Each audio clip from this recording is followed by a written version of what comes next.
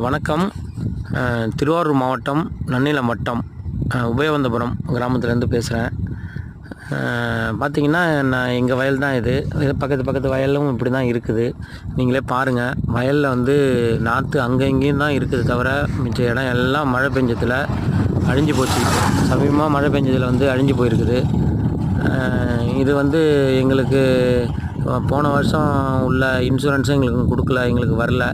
இந்த வருடமும் எங்களுக்கு வந்து எதுவும் பணம் கொடுக்கல. அப்படின்னா நிவாரணம் கொடுக்கலன்னா நாங்கள் எங்கேருந்து இதை வந்து மீட்டு எடுத்து நாங்கள் விவசாயம் பண்ண முடியும்?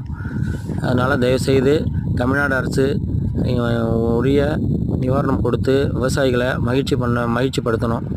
அதுக்கு தான் இந்த வீடியோ நான் பதிவு பண்ணியிருக்கிறேன்.